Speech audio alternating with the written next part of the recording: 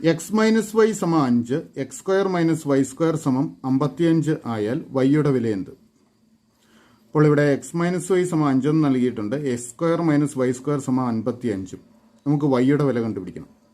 നമുക്കിവിടെ തുടങ്ങണം. X square minus Y സ്ക്വയറിൽ തുടങ്ങണം. ഓർക്കുക, X square minus Y square സമം എക്സ് പ്ലസ് വൈ ഗുണം എക്സ് മൈനസ് വൈ ആണ്. ഇത് ഒരു സർവ്വസമവാക്യം അഥവാ ഐഡന്റിറ്റിയാണ്. X square minus Y square സമം എക്സ് പ്ലസ് വൈ ഗുണം എക്സ് മൈനസ് വൈ. അപ്പോൾ X square minus Y square സമം 55 ആയതുകൊണ്ട് നമുക്ക് എക്സ് പ്ലസ് വൈ ഗുണം എക്സ് മൈനസ് വൈ സമം 55 എന്ന് എടുക്കാം. എക്സ് പ്ലസ് വൈ ഗുണം എക്സ് മൈനസ് വൈ സമം 55. ഇതിൽ എക്സ് മൈനസ് വൈയുടെ വില നമുക്കറിയാം, 5 ആണ്. അപ്പോൾ എക്സ് പ്ലസ് വൈ ഗുണം 5 സമം 55 എന്ന് വരും. അപ്പോൾ ഇതിൽ നിന്ന് നമുക്ക് എക്സ് പ്ലസ് വൈയുടെ വില കാണാമല്ലോ. എക്സ് പ്ലസ് വൈ സമം 55/5 ആണ്. എക്സ് പ്ലസ് വൈ 5 കൊണ്ട് ഗുണിക്കുമ്പോൾ 55 കിട്ടും. അപ്പോൾ എക്സ് പ്ലസ് വൈ സമം 55/5, അതായത് 11 വരും. അപ്പോൾ എക്സ് പ്ലസ് വൈയുടെ വിലയും എക്സ് മൈനസ് വൈയുടെ വിലയും നമുക്ക് കിട്ടി. എക്സ് പ്ലസ് വൈ സമം 11 എക്സ് മൈനസ് വൈ സമം 5 ആണ്. ഇവിടെ ഒരിടത്ത് പ്ലസ് വൈയും ഒരിടത്ത് മൈനസ് വൈയും ആണ്. അതുകൊണ്ട് ഈ രണ്ട് ഇക്വേഷൻസ് കൂട്ടിയാൽ വൈ ഇല്ലാതായിക്കോളും. അപ്പോൾ ഇത് തമ്മിൽ കൂട്ടുന്നു. എക്സും കൂടെ കൂട്ടുമ്പോൾ 2x, വൈ പ്ലസ് വൈയും മൈനസ് വൈയും കൂടെ കൂട്ടി അത് ക്യാൻസലായി. സമം 11 5 16. 2x 16 ആണെങ്കിൽ എക്സ് എത്ര വരും? 16ന്റെ പകുതി 8 എന്ന് കിട്ടും. ഇനി എക്സ് 8 ആണെങ്കിൽ ഇവിടെ നമുക്ക് എക്സ് പ്ലസ് വൈ 11 ആണ്. അപ്പോൾ എക്സ് 8 ആണെങ്കിൽ വൈ എത്ര വരണം? 8നോട് 3 കൂട്ടിയാലാണ് 11 വരുന്നത്. അപ്പോൾ വൈ സമം 3 എന്ന് കിട്ടും. ശരി ഉത്തരം ഓപ്ഷൻ ബി 3. ഒരു സംഖ്യയും അതിൻ്റെ 5/3 ഭാഗവും തമ്മിലുള്ള വ്യത്യാസം 50 ആയാൽ സംഖ്യ ഏത്? ഇവിടെ ഒരു സംഖ്യയും അതിൻ്റെ 5/3 ഭാഗവും തമ്മിലുള്ള വ്യത്യാസം 50 എന്ന് നൽകിയിട്ടുണ്ട്. നമുക്ക് ആ സംഖ്യ കണ്ടുപിടിക്കണം. നമുക്കറിയില്ലാത്ത ആ സംഖ്യ എക്സ് എന്നെടുക്കാം. അങ്ങനെയാണെങ്കിൽ അതിൻ്റെ 5/3 ഭാഗമോ? എക്സിൻ്റെ 5/3 ഭാഗം കാണണമെങ്കിൽ എക്സ് ഗുണം 5/3 എന്ന് എഴുതണം. അത് നമുക്ക് 5/3 എക്സ് എന്നാണ് നമ്മൾ സാധാരണയായിട്ട് എഴുതാറുള്ളത്. അപ്പോൾ എക്സും 5/3 എക്സും തമ്മിലുള്ള വ്യത്യാസം 50 ആണെന്ന് നൽകിയിരിക്കുന്നു. അപ്പോൾ അതിനെ ഒരു ഇക്വേഷൻ ആക്കിയാൽ എക്സ് മൈനസ് 5/3 എക്സ് സമം 50 എന്ന് വരും. ഇനി ഇത് സോൾവ് ചെയ്ത് വേണം എക്സിൻ്റെ വാല്യൂ കണ്ടുപിടിക്കാൻ. നോക്കുക, ഈ രണ്ട് പദങ്ങളിലും എക്സ് കോമൺ ആണല്ലോ. അപ്പോൾ എക്സിനെ നമുക്ക് പൊതുവായിട്ട് എടുക്കാം. അതായത് എക്സ് ഇൻറ്റു ഇവിടെ 1 മതി മൈനസ് ഇവിടെ 5/3. എക്സ് ഇൻറ്റു 1 മൈനസ് 5/3 സമം 50 എന്ന് വരും. അപ്പോൾ എക്സ് ഗുണം ഈ 1 മൈനസ് 5/3 നമുക്ക് 1ൽ നിന്ന് 5/3 കുറയ്ക്കണം. അത് കുറയ്ക്കാൻ ഒരു എളുപ്പമാർഗ്ഗമുണ്ട്. 1 കൊണ്ട് 5നെ ഗുണിക്കുക, 5 5. അതിൽ നിന്ന് ഇവിടെ അംശമായ 3 കുറയ്ക്കുക. അപ്പോൾ 5 5ൽ നിന്ന് 3 കുറച്ച് കഴിഞ്ഞാൽ 2. ഈ 2 അംശത്തിൽ എഴുതുക, ഛേദമായിട്ട് ഈ 5 തന്നെ. അപ്പോൾ എക്സ് ഗുണം 5ൽ 2 സമം 50 എന്ന് കിട്ടും. ഇവിടുന്ന് എക്സ് കണ്ടുപിടിക്കാൻ ഈ 5നെയും 2നെയും വലതുവശത്തേക്ക് കൊണ്ടുപോയാൽ മതിയല്ലോ. 5 വലതുവശത്ത് ചെല്ലുമ്പോൾ ന്യൂമറേറ്ററിലാവും, 2 ഛേദത്തിലും വരും. അപ്പോൾ എക്സ് സമം 50 ഗുണം 5/2 എന്ന് വരും. 50 ഗുണം 5 250. 250/2. 250ന്റെ പകുതി 125.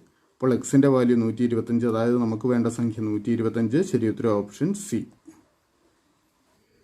4 9 19 39 79 ഡാഷ്. നമുക്കിവിടെ ഈ ഡാഷിൻ്റെ സ്ഥാനത്ത് വരുന്ന സംഖ്യ കണ്ടുപിടിക്കണം. അപ്പോൾ അതിനായിട്ട് ഈ തന്നിരിക്കുന്ന സംഖ്യകൾ തമ്മിലുള്ള ബന്ധം ഒന്ന് മനസ്സിലാക്കണം. നോക്കുക, 4നോട് 5 കൂട്ടിയാൽ 9 കിട്ടും. 9നോട് 10 കൂട്ടിയാൽ 19 ആയി. 19 20 ആണ് 39. 19നോട് 20 കൂട്ടണം. 39 40 40 കൂടെ കൂട്ടുമ്പോൾ 79 ആയി. അപ്പോൾ ഇവിടെ കൂട്ടിയിരിക്കുന്ന സംഖ്യ നോക്കുക. ആദ്യം 5 കൂട്ടി, പിന്നെ 10, അടുത്തത് 20, അടുത്തത് 40. അതായത് കൂട്ടിയിരിക്കുന്ന സംഖ്യകൾ ഓരോ തവണയും ഇരട്ടിയാക്കുകയാണ് ചെയ്യുന്നത്. 5 10, 10ന്റെ ഇരട്ടി 20, 20ന്റെ ഇരട്ടി 40. അപ്പോൾ അടുത്ത് ചെയ്യേണ്ടത് 40ന്റെ ഇരട്ടി 80 കൂട്ടണം. അപ്പോൾ 79നോട് കൂടി 80 കൂട്ടുക. 79ന്റെ കൂടെ 80 കൂട്ടിയാൽ 159 എന്ന് വരും. അപ്പോൾ അടുത്ത സംഖ്യ 159 ആണ്. ശരി ഉത്തരം ഓപ്ഷൻ ബി. ഒരു മട്ടത്രികോണത്തിൻ്റെ കർണം 1 2 മീറ്ററും മറ്റൊരു വശം 2 മീറ്ററും ആയാൽ അതിൻ്റെ ചുറ്റളവ് എന്ത്? ഇവിടെ ഒരു മട്ടത്രികോണത്തിൻ്റെ കർണം 1.5 മീറ്ററും മറ്റൊരു വശം 1/2 മീറ്ററും ആണെന്ന് നൽകിയിരിക്കുന്നു. അതിൻ്റെ ചുറ്റളവ് കണ്ടുപിടിക്കണം. അപ്പോൾ ചുറ്റളവ് കണ്ടുപിടിക്കണമെങ്കിൽ 3 വശത്തിൻ്റെയും നീളം നമുക്ക് കണ്ടുപിടിക്കണം. നോക്കുക, ഇപ്പോൾ ഇവിടെ നൽകിയിരിക്കുന്നത് ഈ മട്ടത്രികോണത്തിൻ്റെ കർണത്തിൻ്റെയും മറ്റൊരു വശത്തിൻ്റെയും മാത്രമാണ്. കർണമാണ് മട്ടത്രികോണത്തിലെ ഏറ്റവും നീളം കൂടിയ വശം. അപ്പോൾ അതിൻ്റെ നീളം 1.5 മീറ്ററാണ്. ഇനി മറ്റൊരു വശം 1/2 മീറ്റർ നൽകിയിട്ടുണ്ട്. നമുക്ക് ഈ വശത്തിന് 1/2 മീറ്റർ എന്ന് കൊടുക്കാം. അങ്ങനെയാണെങ്കിൽ ഈ വശത്തിൻ്റെ നീളം കൂടെ കണ്ടുപിടിച്ചാൽ മാത്രമേ നമുക്ക് ചുറ്റളവ് കണ്ടുപിടിക്കാൻ പറ്റുള്ളൂ. ഇതിൻ്റെ നീളം L എന്ന് എടുത്തു കഴിഞ്ഞാൽ ഓർക്ക് പൈതഗോറസ് തിയറം ഉണ്ട് മട്ടത്രികോണത്തിൻ്റെ വശങ്ങളുടെ നീളങ്ങളുമായിട്ട് ബന്ധപ്പെട്ട്. അത് ഇതാണ് പറയുന്നത്. ഇത് നമുക്ക് ഈ 2 വശങ്ങൾ ലംബവശങ്ങളാണ്. അപ്പോൾ ഈ 2 വശങ്ങളുടെ വർഗ്ഗങ്ങളുടെ തുക എന്ന് പറയുന്നത് കർണത്തിൻ്റെ വർഗ്ഗത്തിനോട് തുല്യമായിരിക്കും. അപ്പോൾ ഈ 2 വശങ്ങളുടെ വർഗ്ഗം എന്ന് പറയുമ്പോൾ L² അധികം ഈ വശത്തിൻ്റെ നീളം 2/1. അപ്പോൾ 2/1 സ്ക്വയർ സമം ഈ കർണത്തിൻ്റെ നീളത്തിൻ്റെ വർഗ്ഗം 1 2/1 സ്ക്വയർ, അല്ലെങ്കിൽ L² അധികം 2/1 സ്ക്വയർ സമം. നമുക്ക് സൗകര്യത്തിനായിട്ട് ഈ 1 2/1 നമുക്ക് രൂപമാറ്റം വരുത്താം. ഈ 1 കൊണ്ട് 2നെ ഗുണിക്കുക, 1 2 2, അതിനോട് അംശം കൂട്ടുക, 2 1 3. അപ്പോൾ 3 അംശം ഛേദം 2 ഇതിൻ്റെ സ്ക്വയർ. അപ്പോൾ ഇവിടെ നിന്ന് നമുക്ക് Lൻ്റെ വാല്യൂ കണ്ടുപിടിക്കണം. അപ്പോൾ L² സമം ഈ 2/1 സ്ക്വയറിനെ വലതുവശത്തേക്ക് കൊണ്ടുപോകാം. അപ്പോൾ 2/3 സ്ക്വയർ ന്യൂനം 2/1 സ്ക്വയർ. ഇനി നമുക്ക് ഭിന്നസംഖ്യയുടെ സ്ക്വയർ എഴുതുന്നതിന്, വർഗ്ഗം എഴുതുന്നതിന് അംശത്തിൻ്റെ വർഗ്ഗം ബൈ ഛേദത്തിൻ്റെ വർഗ്ഗമാണ്. ഇവിടെ അംശം 3, 3ൻ്റെ സ്ക്വയർ 9. അപ്പോൾ 9/2ൻ്റെ സ്ക്വയർ 4 മൈനസ് ഇവിടെ അംശം 1 അപ്പോൾ 1ൻ്റെ സ്ക്വയർ 1 തന്നെ, ഛേദം 2, 2ൻ്റെ സ്ക്വയർ 4. അപ്പോൾ ഛേദം രണ്ടിടത്തും തുല്യമാണ്, അതുകൊണ്ട് നേരിട്ട് കുറച്ചാൽ മതി. 9ൽ നിന്ന് 1 കുറച്ചാൽ 8, ഛേദമായിട്ട് 4 തന്നെ. 8നെ 4 കൊണ്ട് ഹരിച്ചാൽ 2. അപ്പോൾ L², അതായത് ഈ വശത്തിൻ്റെ നീളത്തിൻ്റെ വർഗ്ഗം 2 ആണ്. അപ്പോൾ ആ വശത്തിൻ്റെ നീളം എത്ര വരും? അതായത് L എന്ന് പറയുന്നത് 2ൻ്റെ സ്ക്വയർ റൂട്ട് √2. അപ്പോൾ ഈ വശത്തിൻ്റെ നീളം √2 എന്ന് കിട്ടി. ഇനി നമുക്ക് ചുറ്റളവ് കാണുന്നതിന് ഈ 3 വശങ്ങൾ കൂട്ടിയാൽ മതി. അപ്പോൾ കർണത്തിൻ്റെ നീളം 1.5 പ്ലസ് ഈ വശത്തിൻ്റെ നീളം 1/2 പ്ലസ് താഴത്തെ വശം √2. 1.5യും 1/2യും കൂടെ കൂട്ടുമ്പോൾ 2 വരും. ഭിന്നസംഖ്യാ രീതിയിൽ കൂട്ടുന്നേക്കാൾ എളുപ്പം ആ രീതി നമുക്ക് 1.5യും 1/2യുമായിട്ട് കൂട്ടുന്നതാണ്. 1.5യും 1/2യും കൂടെ കൂട്ടിയാൽ 2. അപ്പോൾ 2 അധികം √2 എന്ന് വരും. ഇനി നമുക്കിവിടെ ഉപയോഗിക്കാനായിട്ട് √2ൻ്റെ വാല്യൂ തന്നിട്ടുണ്ട് 1.41. അപ്പോൾ ഇത് 2 അധികം 1.41 എന്ന് വരും. അതായത് 2 1 3 3.41 എന്ന് കിട്ടും. അപ്പോൾ ചുറ്റളവ് 3.41 സെൻറ്റിമീറ്റർ. ശരി ഉത്തരം ഓപ്ഷൻ സി. ഈ ചോദ്യത്തിൽ ഇംഗ്ലീഷിലെ അക്ഷരമാല നൽകിയിരിക്കുന്നു. A മുതൽ Z വരെയുള്ള 26 അക്ഷരങ്ങളും ക്രമത്തിന് നൽകിയിട്ടുണ്ട്. ക്വസ്റ്റ്യൻ ഇതാണ്: മുകളിൽ നൽകിയിരിക്കുന്ന അക്ഷരമാല നിരയിൽ നിങ്ങളുടെ ഇടത്തു നിന്ന് 15ാമതായി വന്നിരിക്കുന്ന അക്ഷരത്തിൻ്റെ വലതുവശത്ത് നിൽക്കുന്ന 8ാമത്തെ അക്ഷരമേത്? അപ്പോൾ ഇടത്തു നിന്ന് 15ാമത്തെ അക്ഷരം, ഇടത്തെ അറ്റത്തെ A ആണ്. ഇടത്തു നിന്ന് 15ാമത്തെ അക്ഷരം എന്ന് പറഞ്ഞു കഴിഞ്ഞാൽ അക്ഷരമാലയിലെ 15ാമത്തെ അക്ഷരം, അത് O ആണ്. ഇതാണ് 15ാമത്തെ അക്ഷരം. അതിൻ്റെ വലതുവശത്ത് നിൽക്കുന്ന 8ാമത്തെ അക്ഷരം ഏത്? അപ്പോൾ അതിൻ്റെ വലതുവശത്ത് 8ാമത്തെ അക്ഷരം നമുക്ക് എണ്ണിയെടുക്കാവുന്നതേ ഉള്ളൂ. 1 2 3 4 5 6 7 8. അപ്പോൾ W ആയിരിക്കും അതിൻ്റെ വലതുവശത്ത് 8ാമത് നിൽക്കുന്ന അക്ഷരം. അപ്പോൾ ഉത്തരം W ആണ്. ശരി ഉത്തരം ഓപ്ഷൻ ഡി. അടുത്ത ചോദ്യം: ഒറ്റയാനെ കണ്ടെത്തുക. 4 ഓപ്ഷൻസ് നൽകിയിട്ടുണ്ട്. RNJ XTP MIE ZWR. English അക്ഷരമാലയിലെ 3 അക്ഷരങ്ങൾ വീതമാണ് നൽകിയിരിക്കുന്നത്. അപ്പോൾ ഇവിടെയും നമുക്ക് അക്ഷരങ്ങളുടെ ക്രമനമ്പറുകൾ, അക്ഷരമാലയിലെ അക്ഷരങ്ങളുടെ ക്രമനമ്പറുകൾ കൊടുത്തു നോക്കാം. R 18ാമത്തെ അക്ഷരമാണ്, N 14ാമത്തെ അക്ഷരവും J 10ാമത്തെ അക്ഷരവും.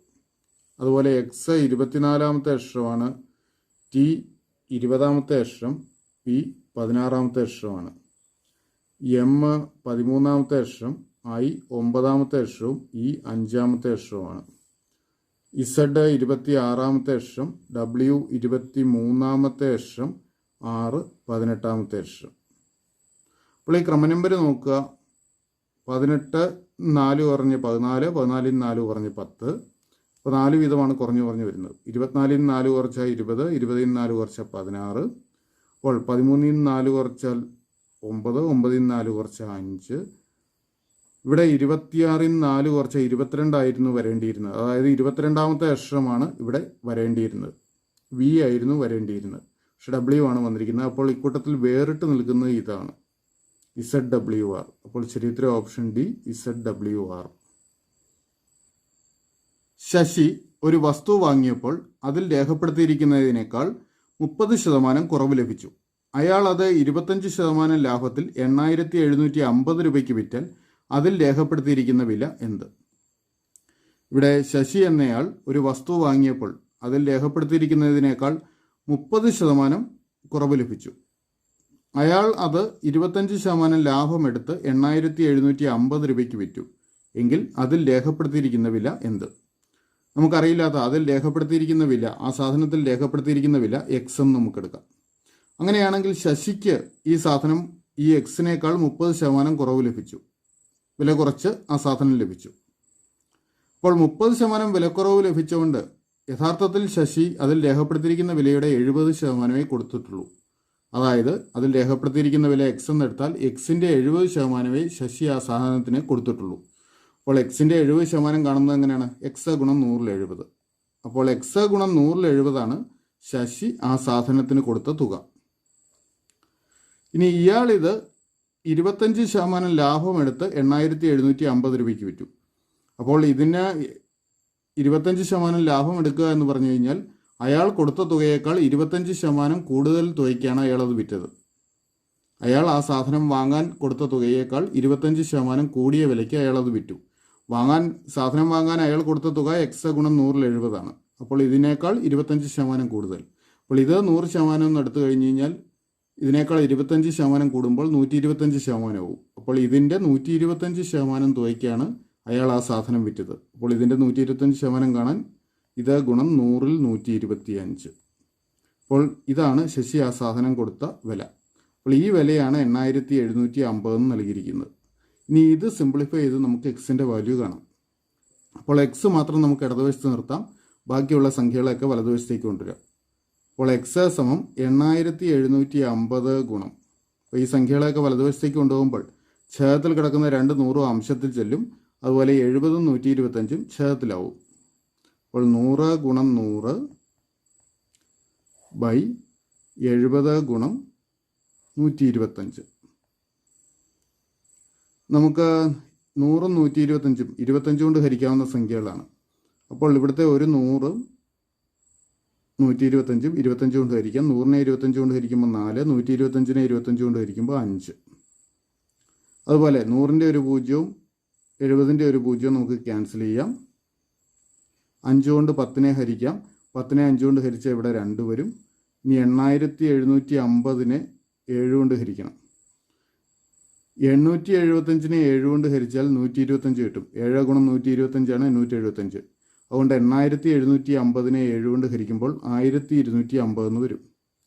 1250 ഗുണം 2, 1250ൻ്റെ ഇരട്ടി 2500. 2500നെ 4 കൊണ്ട് ഗുണിച്ചു കഴിഞ്ഞാൽ 10,000 എന്ന് കിട്ടും.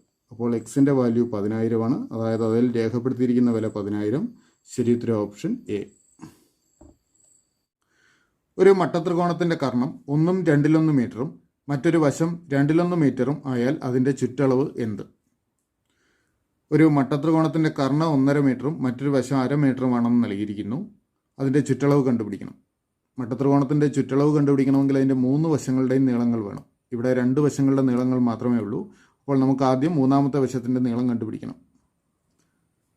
അപ്പോൾ മട്ടത്രികോണത്തിലെ ഏറ്റവും നീളം കൂടിയ വശമാണ് അതിൻ്റെ കർണം. അപ്പോൾ ഇതാണ് 1.5 മീറ്റർ, ഇതാണ് കർണം. നമുക്ക് ഈ വശത്തിൻ്റെ നീളം 1/2 മീറ്റർ എന്ന് എടുക്കാം. ഈ താഴത്തെ അറിയില്ലാത്ത നീളം, താഴത്തെ വശത്തിൻ്റെ നീളത്തിന് നമുക്ക് L എന്ന് എടുത്തു കഴിഞ്ഞ് ഈ 3 വശത്തിൻ്റെ നീളങ്ങളെയും തമ്മിൽ ബന്ധിപ്പിക്കുന്ന പൈതഗോറസ് സിദ്ധാന്തമുണ്ട്. അതായത് ഈ 2 വശങ്ങൾ ലംബവശങ്ങളാണ്. അപ്പോൾ ഈ ലംബവശങ്ങളുടെ നീളങ്ങളുടെ വർഗ്ഗങ്ങളുടെ തുക ഈ കർണത്തിൻ്റെ വർഗ്ഗത്തിനോട് തുല്യമായിരിക്കും. അപ്പോൾ ലംബവശങ്ങളുടെ നീളങ്ങളുടെ വർഗ്ഗങ്ങളുടെ തുക എടുത്തു കഴിഞ്ഞാൽ താഴത്തെ വശം L എന്ന് എടുത്തു കഴിഞ്ഞാൽ L² അതിൻ്റെ വർഗ്ഗം അധികം ഈ വശത്തിൻ്റെ നീളം 2/1. അപ്പോൾ 2/1ൻ്റെ സ്ക്വയർ സമം കർണത്തിൻ്റെ വർഗ്ഗം, അതായത് 1 2/1ൻ്റെ സ്ക്വയർ,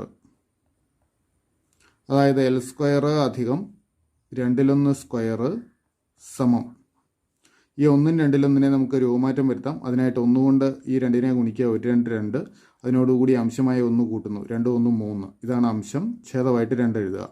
അപ്പോൾ 2ൽ 3 സ്ക്വയർ എന്ന് കിട്ടും. അല്ലെങ്കിൽ L² സമം ഈ 2/1 സ്ക്വയറിനെ കൂടി വലതുവശത്തേക്ക് കൊണ്ടുവരാം. 2ൽ 3 സ്ക്വയർ ന്യൂനം 2/1 സ്ക്വയർ എന്നാവും. 2/3 സ്ക്വയർ എഴുതുന്നതിനായിട്ട് അംശത്തിൻ്റെ സ്ക്വയർ ബൈ ഛേദത്തിൻ്റെ സ്ക്വയർ എഴുതിയാൽ മതി. അംശം 3 അതിൻ്റെ സ്ക്വയർ 9, ഛേദത്തിൻ്റെ സ്ക്വയർ 4. അപ്പോൾ 4/9 ന്യൂനം. ഇവിടെയും അതേ രീതിയിൽ തന്നെ 1ൻ്റെ സ്ക്വയർ 1, 2ൻ്റെ സ്ക്വയർ 4. അപ്പോൾ 4/9 ന്യൂനം 4/1 വരും. ഛേദം തുല്യമായതുകൊണ്ട് കുറച്ച് കഴിയുമ്പോൾ ഉത്തരത്തിൻ്റെ ഛേദം 4 തന്നെ. 9ൽ നിന്ന് 1 കുറച്ചാൽ 8. അപ്പോൾ 4ൽ 8 എന്ന് വരും, അല്ലെങ്കിൽ 8/4 ആയത് 2. അപ്പോൾ എൽ സ്ക്വയർ ആണ് 2 കിട്ടിയിരിക്കുന്നത്. അപ്പോൾ എല്ലിൻ്റെ വാല്യൂ എത്രയായിരിക്കും? 2ൻ്റെ സ്ക്വയർ റൂട്ട്, അതായത് √2. അപ്പോൾ ഈ താഴത്തെ വശത്തിൻ്റെ നീളം √2 ആണ്. ഇനി ചുറ്റളവ് കാണുന്നതിനായിട്ട് ഈ 3 വശങ്ങളുടെയും നീളങ്ങൾ കൂട്ടിയാൽ മതി. അതായത് 1.5 അധികം 1/2 അധികം √2. ഇവിടെ 1.5യും 1/2യും കൂടെ കൂട്ടിയാൽ 2. ഇത് ഭിന്നസംഖ്യാ രീതിയിൽ കൂട്ടുന്നതിനേക്കാൾ സൗകര്യം 1.5 അധികം 1/2 എന്നുള്ള രീതിയിൽ കൂട്ടിയെടുക്കുന്നതാണ്. 1.5യും 1/2യും കൂടെ കൂട്ടിയാൽ 2. അപ്പോൾ 2 പ്ലസ് √2 എന്ന് വരും. √2ൻ്റെ വാല്യൂ ഇവിടെ നൽകിയിട്ടുണ്ട്, 1.41. 2 അധികം 1.41 എന്ന് വരും. 2 1 3, 3.41 എന്ന് ഉത്തരം കിട്ടും.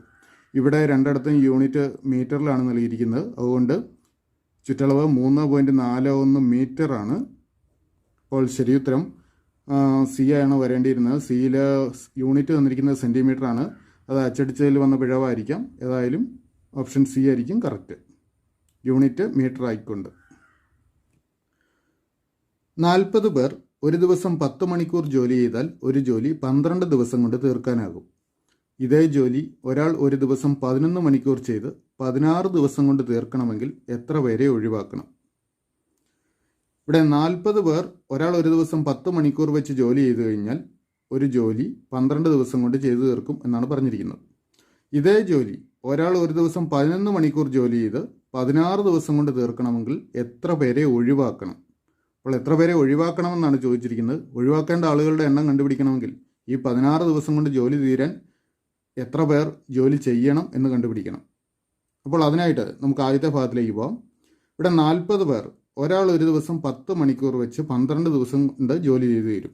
അപ്പോൾ ഒരാൾ ഒരു ദിവസം 10 മണിക്കൂർ വെച്ച് 12 ദിവസം കൊണ്ട് ഒരാൾ ചെയ്യുന്ന ജോലി എന്ന് പറഞ്ഞാൽ 12 × 10 120 മണിക്കൂറാണ്. ഇങ്ങനെ 40 പേര് പണിയുന്നു. അപ്പോൾ ആ ജോലി ചെയ്ത് തീരാൻ ആകെ 120 × 40 ഇത്രയും മണിക്കൂറുകൾ ജോലി ചെയ്യേണ്ടതുണ്ട്. ഇനി ഒരാളുടെ ഒരു ദിവസത്തെ ജോലി 11 മണിക്കൂർ ആക്കുകയാണെങ്കിൽ 16 ദിവസം കൊണ്ട് അയാൾ ചെയ്യുന്ന ജോലി എന്ന് പറയുന്നത് 16 × 11 അത്രയും മണിക്കൂറുകളാണ്. അപ്പോൾ അങ്ങനെ ഈ 120 × 40 അത്രയും മണിക്കൂറുകൾ വേണ്ട ജോലി ഒരാൾ 11 × 16 മണിക്കൂറുകൾ വെച്ച് ചെയ്തു തീരണമെങ്കിൽ എത്ര പേർ വേണമെന്ന് കണ്ടുപിടിക്കാനായിട്ട് 120 × 40നെ 11 × 16 കൊണ്ട് ഹരിക്കുക. ഇവിടെ ഈ സംഖ്യകളൊക്കെ ഗുണിച്ചു കഴിഞ്ഞാൽ വലിയ സംഖ്യകളാവും. അപ്പോൾ ഹരിക്കാൻ ബുദ്ധിമുട്ടായിരിക്കും. അതുകൊണ്ടാണ് ഗുണിക്കാത്തത്. ഇപ്പോഴാണെങ്കിൽ നമുക്ക് വെട്ടിക്കുറയ്ക്കാം. നോക്കുക, 40നെയും 16നെയും 4 കൊണ്ട് ഹരിക്കാം. 40നെ 4 കൊണ്ട് ഹരിച്ചാൽ 10, 16നെ 4 കൊണ്ട് ഹരിച്ചു കഴിഞ്ഞാൽ 4. 120നെ നമുക്ക് 4 കൊണ്ട് ഹരിക്കാമല്ലോ. 120നെ 4 കൊണ്ട് ഹരിച്ചാൽ 30. അപ്പോൾ 30 × 10 300/11 വരും. 300നെ 11 കൊണ്ട് ഹരിച്ചാൽ 30ൽ 2 തവണ 2 11 22 കുറയ്ക്കുമ്പോൾ 8. 80ൽ 7 തവണ 7 11 77 ശിഷ്ടം 3 വരുന്നുണ്ട്. അപ്പോൾ 27 പോയിൻറ്റ് സംതിങ് ആയിരിക്കും ആൻസർ വരിക. ഇനി ഇവിടെ ആളുകളുടെ എണ്ണമാണ്, അതുകൊണ്ട് നമുക്ക് ദശാംശം ഇട്ട് ചെയ്യാൻ പറ്റില്ല. അപ്പോൾ നമുക്ക് 28 ആളുകൾ എന്ന് കരുതാം. ഇനി 28 ആളുകൾ 16 ദിവസം ജോലി ചെയ്താൽ ഈ ജോലി തീരും. അപ്പോൾ ഒഴിവാക്കേണ്ട ആളുകളുടെ എണ്ണം എന്ന് പറയുന്നത് 40ൽ നിന്ന് 28 കുറയ്ക്കുക. 40ൽ നിന്ന് 28 കുറച്ചാൽ 12 കിട്ടും. അപ്പോൾ 40 - 28 അത് 12 ആയിരിക്കും. 12 എന്നുള്ള ഉത്തരം ഇതിനകത്തില്ല. മുരളി 25 കിലോമീറ്റർ തെക്കോട്ട് നടക്കുന്നു.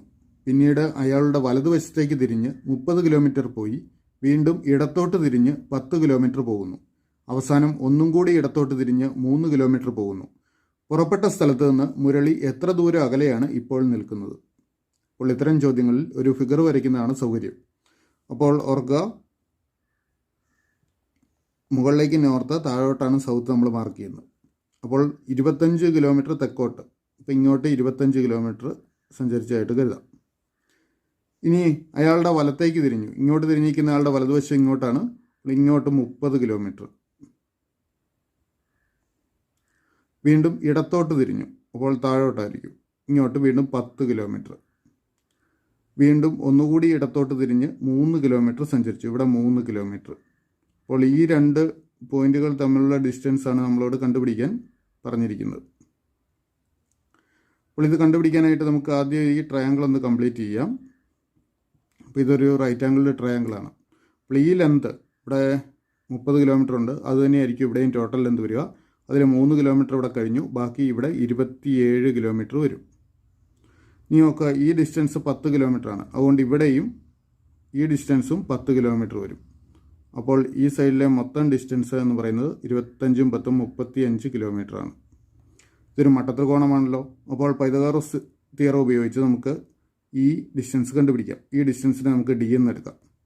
അപ്പോൾ ഡി കർണമാണ് ആ ത്രികോണത്തിൻ്റെ. അപ്പോൾ ഡി സ്ക്വയർ സമം ഈ ലംബവശങ്ങളുടെ വർഗ്ഗങ്ങളുടെ തുക, അതായത് 35 സ്ക്വയർ അധികം 27 സ്ക്വയർ എന്ന് കിട്ടും.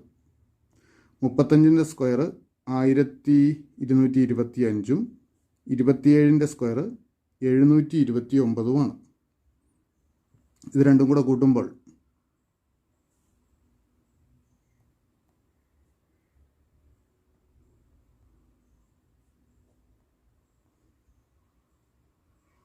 1954 എന്ന് കിട്ടും.